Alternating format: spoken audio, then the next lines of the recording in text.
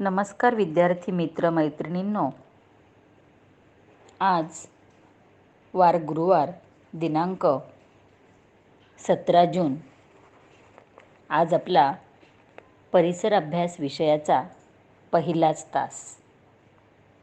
तुम्हाला तुमच्या वर्ग शिक्षकांनी जे वेळापत्रक पाठवलेलं आहे त्या वेळापत्रकामध्ये गुरुवार आणि शुक्रवार हे 2 दिवस परिसर अभ्यास या विषयासाठी दिलेले आहेत.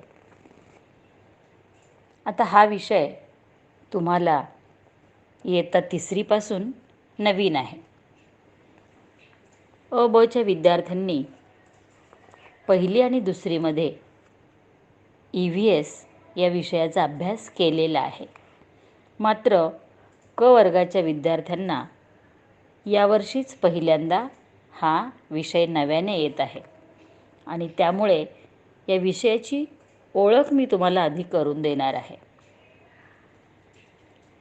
कारण तुमच्या सर्वांकडे आता परिसर अभ्यास या विषयाचं पुस्तकसुद्धा कदाचित नसेल.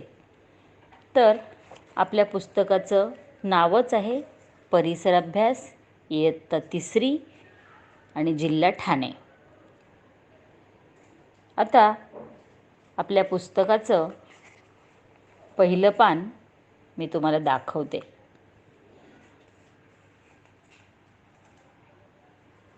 सर्वांनी पहिल्या पानाचा फोटो चित्र पाहिलंच असेल. छान मुलांना आवडेल असं चित्र आपल्या पहिल्या पानाचं आहे. या पहिल्या पानाला म्हणतात मुखपृष्ठ. आता त्यानंतर तुम्हाला मी सगळ्यात शेवटचं पान दाखवते. या पानाला म्हणतात मलपृष्ठ. आता दोन्ही पानं पुस्तकाची पहिलं आणि शेवटचं तुमचं बघून झालेलं आहे. तर आपण ठाणे जिल्ह्याचा या पाठ्यपुस्तकामध्ये अभ्यास करणार आहोत. आता तुम्हाला या पुस्तकामध्ये काय काय असणार आहे, कोणता अभ्यास आपण या पुस्तकाच्या मदतीने करणार आहोत ते तुम्हाला मी सांगते. सर्वांनी लक्षपूर्वक ऐकायचं आहे. आपल्याला आपल्या पुस्तकामध्ये एकूण 26 पाठ आहेत. सेमी इंग्लिशवाल्यांसाठी इंग्लिशमधून सांगते. एकूण 26 लेसन्स आपल्याला या बुकमधून अभ्यासायचे आहेत. कोणीही गडबडून जायचं नाही. आता मी जे सांगत आहे ते व्यवस्थित तुम्ही समजून घ्यायचं आहे. आता या 26 पाठांमध्ये सुद्धा काही पाठ भूगोल विषयाचे आहेत, काही पाठ नागरिकशास्त्र विषयाचे आहेत, काही पाठ विज्ञान विषयाचे आहेत. सगळं एकत्रच आहे. आपण या परिसर अभ्यास विषयाचे 3 भाग केलेले आहेत.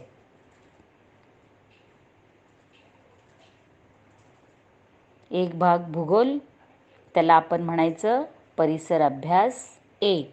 त्याच्यामध्ये भूगोल आणि नागरिकशास्त्र असे 2 वेगळे विषय त्याच्यामध्ये असणार आहेत. त्या पाठाचे क्रमांक मी तुम्हाला सांगणार आहे. त्याचा फोटो पण पाठवणार आहे, त्यामुळे तुम्हाला ते व्यवस्थित समजेल. त्यानंतर परिसर अभ्यास 2, त्यामध्ये असणार आहे विज्ञान. मग अ आणि ब वर्गासाठी तो विज्ञान म्हणजेच असणार आहे EVS. तो विषय तुम्हाला माहीतच आहे. मात्र क वर्गाच्या विद्यार्थ्यांनी लक्षात घ्यायचं आहे की आपल्याला परिसर अभ्यास 2 यामध्ये विज्ञानाचे पाठ असणार आहेत. आता ते कोणते ते तुम्हाला मी हा व्हिडिओ झाल्यानंतर फोटो पाठवणार आहे. आजचा आपला जो तास आहे तो आहे परिसर अभ्यास 1, अर्थातच भूगोल नागरिकशास्त्र. आपण लगेच कोणत्याही पाठाच्या शिकवण्याला सुरुवात करणार नाही. आत्ता फक्त तुम्हाला मी त्या विषयाची ओळख करून देणार आहे की आता भूगोल विषय आहे परिसर अभ्यास 1 मध्ये. मग त्यात आपण काय काय अभ्यास करणार आहोत, तर हा अभ्यास सगळा मराठीतून असणार आहे आणि तो 3ही तुकड्यांना असणार आहे. अ, ब आणि क. भूगोल विषय मराठीतून आपण 3ही वर्ग एकसारखाच अभ्यास करणार आहोत. आणि नागरिकशास्त्राचे पाठसुद्धा म्हणजे भूगोल आणि नागरिकशास्त्र 3ही वर्गांना एकसारखेच असणार आहे. फक्त परिसर अभ्यास 2 त्यामध्ये क वर्गाला विज्ञानाचे पाठ आणि अ ब ला EVSचे पाठ. आणि म्हणून तुम्हाला अ आणि ब च्या विद्यार्थ्यांना EVSसाठी इयत्ता 3रीचं इंग्रजीमधून जे पुस्तक असणार आहे ते विकत घ्यावं लागेल. मराठीतून पुस्तक मात्र आपल्याला शाळेतून मिळणार आहे. तुम्हाला टीचरांनी सांगितलेलंच आहे की सोमवारी तुम्ही पुस्तकं जमा करणार आहात आणि मग तुम्हाला त्यानंतर सूचना देऊन त्याचं वाटप शाळेत केलं जाणार आहे. मात्र सेमी इंग्रजीचं पुस्तक आपल्याला शाळेत मिळत नाही, त्यामुळे ते तुम्ही विकत घ्या. त्याचसोबत मी तुम्हाला पाठवलेला डिक्शनरीचा फोटो, ती डिक्शनरीसुद्धा तुम्ही विकत घ्यायची आहे अ आणि ब च्या विद्यार्थ्यांनी. येतंय लक्षात? आता तुम्हाला आजच्या आपल्या विषयाचे जे पाठ आहेत त्याबद्दल सांगते. आपण भूगोल विषयामध्ये कोणता अभ्यास करणार आहोत? दिशा आणि नकाशा. दिशा सगळ्यांना माहीतच आहे, अगदी बालवर्गापासून तुम्ही शिकलेला आहात. मग त्याच्याच विषयी अधिक माहिती. आणि नकाशा असतो, नकाशाही तुम्हाला माहिती आहे. फक्त त्याचा अभ्यास तुम्ही अजून केलेला नाही, तो अभ्यास आपण करणार आहोत.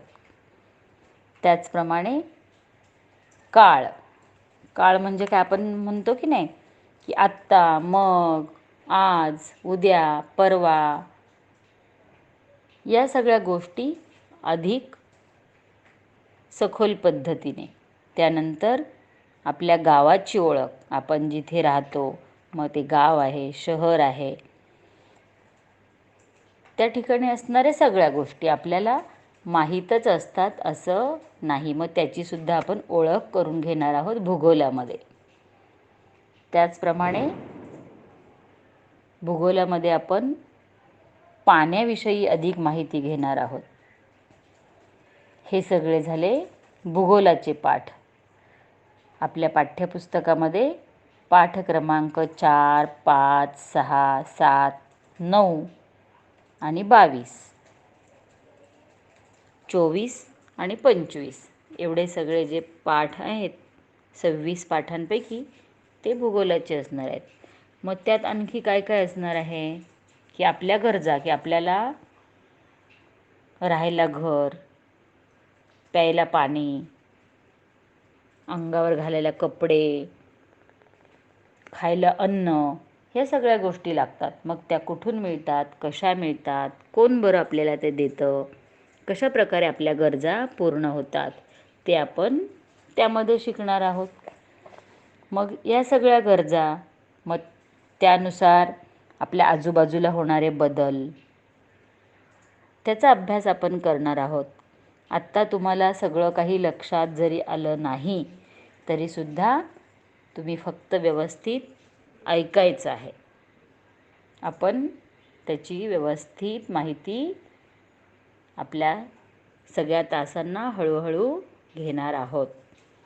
तसेच नागरिकशास्त्र, सुरुवात अगदी आपल्या स्वतःपासून होते, की मी आणि माझं कुटुंब, माझं घर, त्यानंतर माझी शाळा, नंतर माझ्या आजूबाजूचे असणारे सगळे लोक.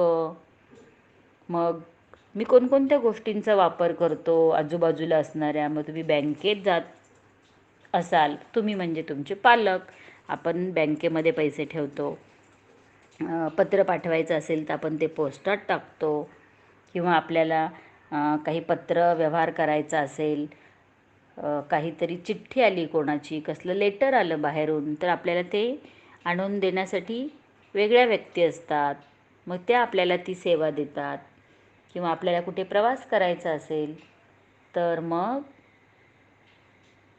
बस असते, ट्रेन असते, किंवा इतर गाड्यांमधून आपण प्रवास करतो, ST बस असेल. आपल्याला सगळ्यांना पाणी पुरवण्याची व्यवस्था केली जाते. मग ते पाणी बरं कुठून येतं, कोण बरं त्याची व्यवस्था करतं. आपण बागेमध्ये फिरायला जातो, ते सगळ्यांचं असतं, कोणाची एकट्याची बाग नसते. किंवा पाणी, नळाची लाईन आली तर ती सर्वांसाठी असते. तिथे कोणाचाही एकाच व्यक्तीचा त्याच्यावरती हक्क नसतो. आपण थिएटरमध्ये पिक्चर बघायला गेलो, एखादा सिनेमा पाहतो, तिथे सगळेजण येतात. नाटक बघायला जातो, तिथेसुद्धा अनेक व्यक्ती येतात.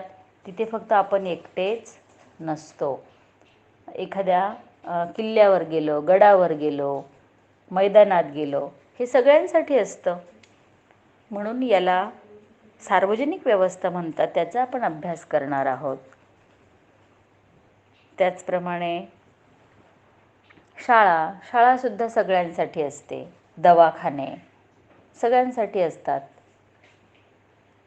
मग सरकारी दवाखाने असतील, तिथे आपल्याला असं कोणी म्हणत नाही की नाही फक्त विनयनेच यायचं, फक्त खुशबूनेच यायचं, किंवा अर्णवने तिथे यायचं नाही, असं नाही. तर आपल्याला सगळ्यांना तिथे जायची परवानगी असते. मग अशा अनेक गोष्टी आपण या भूगोल आणि नागरिकशास्त्र या विषयामध्ये अभ्यासणार आहोत. समजते ना मी काय म्हणते ते?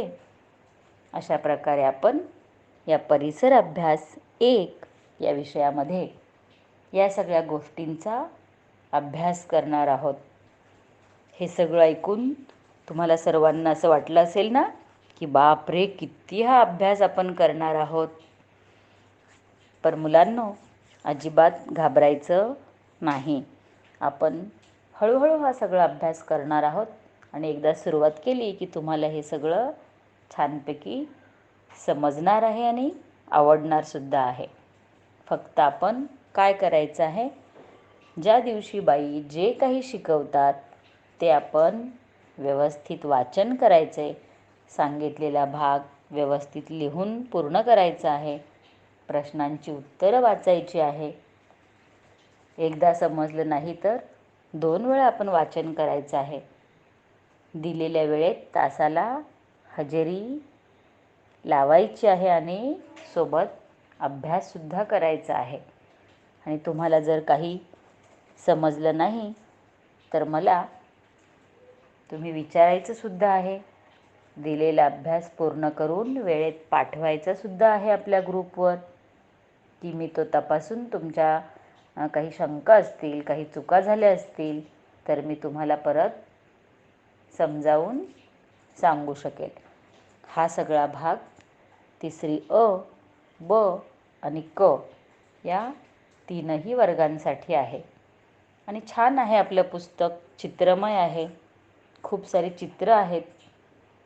त्यामुळे तुम्हाला ते नक्की आवडणार आहे आणि खूप छान छान माहिती तुम्हाला त्यातून मिळणार आहे. त्यामुळे परिसर अभ्यास हा विषय जरी नवीन असेल तरी तो तुम्हाला नक्की आवडेल. परंतु कधी? अभ्यास केला तर. अभ्यास केला नाही तर मग आपल्याला त्याच्याविषयी आवड निर्माणच होणार नाही. आणि म्हणून आम्ही सगळे शिक्षक तुम्हाला सांगत असतो की जो तास होईल त्याचा अभ्यास त्याच वेळी तुम्ही पूर्ण करत चला. त्यामुळे आपल्याला खूप सारा अभ्यासही वाटणार नाही आणि अभ्यास करायला मजाही येईल. आणि हे सर्व तिसरी अ, ब आणि क या तीनही वर्गांसाठी आहे. असं नाही की फक्त कचेच विद्यार्थी अभ्यास करत नाहीत, तर आता कचे विद्यार्थीसुद्धा छान अभ्यास करणार आहेत आणि आपला अभ्यास बाईंना वेळेवर पाठवणार आहेत. आता तुम्हाला मी या पुस्तकाचा फोटो आणि कोणते कोणते पाठ कोणत्या कोणत्या विषयासाठी कसे आहेत, परिसर अभ्यास 1 मध्ये काय, 2 मध्ये काय, हे तुम्हाला पाठवणार आहे. ते तुम्ही पाहायचं आहे. आणि ज्यांच्याकडे पुस्तक असेल, कोणाकडून शेजारी किंवा इतर मित्रमैत्रिणींकडून जर मिळालेलं असेल तर तुम्ही जरा ते उघडून पाहायचं आहे. आणि त्याचप्रमाणे तुम्हाला बाईंनी एक PDF अशी पाठवलेली आहे की त्याच्यामध्ये सगळीच पुस्तकं आहेत. त्यामुळे तुम्हाला परिसर अभ्यास विषयावरती क्लिक केलं की ते पुस्तक कसं आहे त्याचे सगळे पाठ आणि ते पुस्तक बघायलासुद्धा मिळणार आहे. त्यामुळे ती PDF फाईल ओपन करा आणि आपलं परिसर अभ्यासचं पुस्तक कसं आहे ते एकदा अवश्य पहा. मी काही बोलली आहे ते तुम्हाला समजलं असेलच. समजले ना? चला तर येथे मी थांबते. तुम्ही सर्वांनी हा व्हिडिओ व्यवस्थित ऐकला त्याबद्दल धन्यवाद. आता उद्याचा जो आपला तास आहे तो क वर्गासाठी आहे, विज्ञानचा तास. आणि अ आणि ब वर्गासाठी आहे EVSचा तास. पुन्हा आपण उद्या भेटणारच आहोत. येथेच थांबते. धन्यवाद.